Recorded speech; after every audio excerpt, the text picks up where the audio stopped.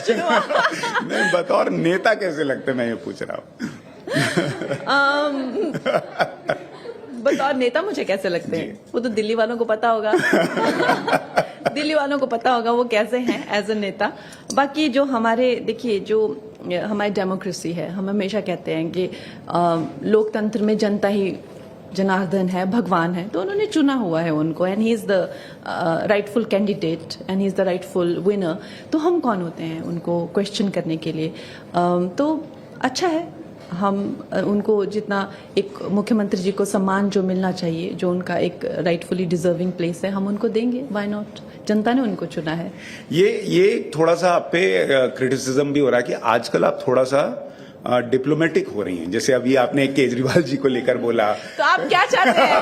आप क्या चाहते हैं कि मैं उनको क्या बोलूं? नहीं, मैं ऐसा कुछ नहीं चाहता। मैं कह रहा हूं कि लोग कह रहे हैं कि आजकल थोड़ा सा कंगना जो है, जैसे तीनों खान को लेकर, जैसे पहले आप कहती थी, अब थोड़ा माइल्ड हो गई हैं, सॉफ्ट हो गई हैं। केजरीवाल जी को लेकर जैसे अभी आपने कहा, कोई कंट्रोवर्शियल बयान आपने नहीं दिया। पहले वाली कंगना शायद होती तो शायद कुछ कह जाती। तो थोड़ा सा ऐसा कुछ हुआ है क्या, कुछ परिवर्तन अपने अंदर आपने? नहीं, मैंने कभी भी अनरीजनेबल किसी को भी कुछ नहीं कहा। मैंने खानों को भी कभी अनरीजनेबल कुछ नहीं कहा। मेरा जो मेन इशू था कि लड़कियों के रोल कितने कम होते हैं और लड़कियों की एज कितनी कम होती है उनकी फिल्मों में। देखिए अभी वो कितना इम्प्रूव हो रहा है। इनफैक्ट 40 ईयर ओल्ड गर्ल्स जो हैं, अब 30 या 35, 40, वो खानों की हीरोइंस बन रही हैं, हर जगह देखने को मिल रहा है। तो हमने we have fought for these changes, you know. नहीं तो खानों की हीरोइन पता चल रहा है 8-10 सालों बाद उनकी माएँ बन रही हैं। तो सो वो we have fought for those changes. But अगर आप पर्सनली देखें, पर्सनली मैंने कभी किसी को कुछ नहीं कहा, because my battles haven't been personal. आपने पर्सनली नहीं कहा, मैं कुछ चीजें निकाल के लाया हूं। बताइए। आपको याद दिलाता हूं, क्योंकि कई लोग कहते हैं कि आपका ना एक बड़ा इंटरेस्टिंग गेम है जिसमें आपको बहुत मजा आता है, और उस गेम का नाम है पहचान कौन, जो आप इंस्टाग्राम पर खेलती हैं अमूमन, या ट्विटर पर आप लिखती हैं और फिर पब्लिक सोचती रह जाती है कि आपने किसके बारे में लिखा है। तो जैसे मैं अगर आपको थोड़ा सा याद दिलाऊं, आपको मैं थोड़ा सा याद, मैं पहले कुछ दिला देती हूँ। मुझ पे ऑलरेडी मानहानि के कितने मुकदमे चल रहे हैं, कितने मुकदमे चल रहे हैं मानहानि के। तो प्लीज ऐसी कोई बात मत करिएगा कि मुझ पे और मुकदमे हो जाए मानहानि के। बिल्कुल भी नहीं, क्योंकि what happens is that there is also like a legal complication to everything. और मुझे बोलने में तो of course I am not scared of anybody, लेकिन अपना काम छोड़कर जब कोर्ट के चक्कर लगाने पड़ते हैं ना, तो आपको लगता है कि you know this such a wastage of time. नहीं, मैं आपसे पूछूंगा, अगर आप न जवाब देना चाहें तो आप न दीजिएगा। उसमें नहीं, जो मैंने लिखा हुआ है, अगर मैंने नाम नहीं मेंशन किए हुए हैं, तो naturally there can be legal complication, so we can avoid those. अच्छा, ठीक है। लेकिन कई लोग ये भी कहते हैं कि जो लोग आपसे भिड़ते हैं, जैसे आप छेड़ोगे तो छोड़ेंगे नहीं में एटीट्यूड में चलती हैं, वैसे ही ऊपर वाला भी शायद आप पे कृपा बरसाता है, और जिन्होंने आपका दफ्तर तोड़ा उनकी खुद की पार्टी ही टूट गई। तो ये भी हो गया क्या? आपकी हाई लग जाती है लोगों को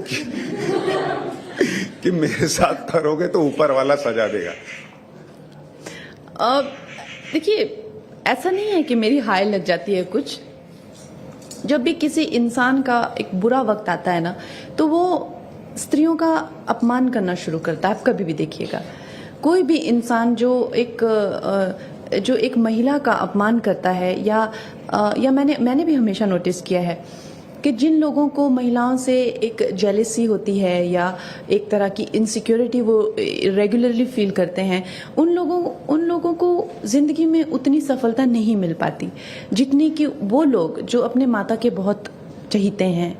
या मे बी सब महिलाओं से तो ऑफ कोर्स आपकी, वैसे तो सब पुरुषों से किसी की भी नहीं बन पाती, कभी आपकी नोकझोंक तो होती है, या उनकी जिंदगी में एटलीस्ट कोई है जिनको वो पूरी तरह, चाहे वो उनकी बेटी हो चाहे बहन हो, पूरी तरह से। और ये इम्प्लाई करता है लड़कियों पे भी और लड़कों पे भी। तो एक महिला जो होती है वो शक्ति का रूप होती है, मुझे ऐसा लगता है। और जो लोग उनसे कनेक्टेड नहीं रहते हैं या किसी तरह की जेलसी या किसी तरह का डिस्कनेक्ट कॉज करते हैं, उनकी खुद की शक्ति क्षीण हो जाती है। और ये इसके साक्षात प्रमाण, जैसे आपने कहा कि अगर उनको एक पावर की पोजीशन है उनकी, तो उनका ये धर्म बनता है कि महिलाओं की रक्षा करें, महिलाओं का सम्मान। मेरे पसंदीदा person is prime minister Modi. और उसकी वजह? उसकी वजह यही है कि वो इस देश के लिए जैसे एक अवतार होते हैं, वो हमारे लिए एक अवतार है। वो एक साधारण मनुष्य नहीं है। उनका जन्म जो है इस देश के उद्धार के लिए हुआ है। और अब इस आप पे ट्रोल होने वाली है, मुझे ऐसा लग रहा है। नहीं तो मैं ट्रोल हो जाऊं तो मुझे कोई आपत्ति नहीं है। जो दुष्ट होंगे उनको अच्छी बात इतनी काटेगी कि मतलब आप समझ नहीं सकते उनको कितना कष्ट होने वाला है ना। और जो लोग सच्चाई के साथ हैं, जो लोग अच्छाई के साथ हैं, ये उनके जख्मों के लिए मलहम भी तो है। मेरी बातें है ना, जो लोग उनको उस तरीके से देखते हैं, जिनकी परसेप्शन में वो वैसे हैं। अब जब श्री कृष्ण हुए थे तो श्री कृष्ण के बारे में सुदामा ने कहा कि वो भगवान है। दुर्योधन ने कहा अरे काहे का भगवान, कुछ नहीं, एक नंबर का नटुआ है, सारा दिन औरतों के साथ नाचता है, चुगली करता है और कुछ काम नहीं इसको। This is what Duryodhana said. तो अगर आपकी परसेप्शन कैसी है वो जाहिर करे कि भगवान भी आपके सामने आ जाए तो आप उनको भी गालियां देंगे जब आप खुद बदमाश हैं।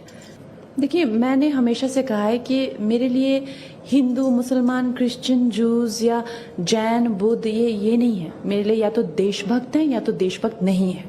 दो ही टाइप के लोग हैं मेरे लिए, बाकी मेरे लोग ही एग्जिस्ट नहीं करते हैं। तो मैं लोगों को कभी धर्म के चश्मे से नहीं देखती हूँ। मैं ऐसे बहुत सारे हिंदुओं को जानती हूँ जो इतने गिरे हुए हैं, इतने नीच हैं कि आप सोच भी नहीं सकते वो कितने नीच हैं। और मैं ऐसे बहुत सारे मुसलमानों को भी जानती हूँ कि वो इस देश में रह के, इस देश का खा के भी इस देश से गद्दारी करते हैं।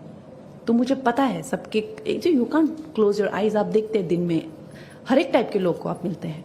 तो जहां तक इंसानियत की बात है और जहां तक मुसलमानों को कैसा ट्रीटमेंट हो रहा है वर्ल्ड में सबसे ज्यादा कंट्रीज जो है अभी, आई थिंक अगर आप गूगल करें तो उससे ज्यादा अच्छा डेटा मिलेगा, 85 से ज्यादा कुछ हैं जो क्रिश्चियंस की हैं, यू नो। और उससे फिर सेकंड नंबर पे यानी 70 या कुछ 80 से ज्यादा जो है मुस्लिम कंट्रीज हैं पूरी दुनिया में। और जूस जिनको मार के काट के टुकड़े कर के उनके फेंके थे वर्ल्ड वॉर 2 में, उनके लिए एक कंट्री नहीं है। एक छोटा सा मणिपुर जितना छोटा सा हिस्सा देके उनको राजी नहीं है। उनके खून के प्यासे हो रहे हैं। तो ये क्या ये मानवता है? क्या उनको छोटा सा हिस्सा नहीं दे सकते? उनको पूरी दुनिया में कहीं झेला नहीं जा रहा है। और अगर वो अपने जीवन बचाना, आज जो कह रहे हैं कि ये जो फिलिस्तीन होना चाहिए, क्या वो समझते हैं? क्या वो जानते हैं उन 80 लाख जूस का वो क्या करना चाहते हैं? क्या बताते हैं कि वो नहीं भाई इनको यहां से यहां शिफ्ट करो? वो नहीं बताते हैं। तो वो उनके लिए क्या चाहते हैं? वो स्पष्टवादी बने, वो ढंग से बताएं कि उनके लिए वो क्या चाहते हैं। उनको वो मार के काट के टुकड़े करके फेंकना चाहते हैं। तो ये है इनकी नीयतें और ये है इनकी करतूतें। तो जो आतंकवादी हैं वो आतंकवादी ही रहेंगे। और हमें मानवता के अधिकार से यह अधिकार बनता है कि अगर हिंदुओं का पूरे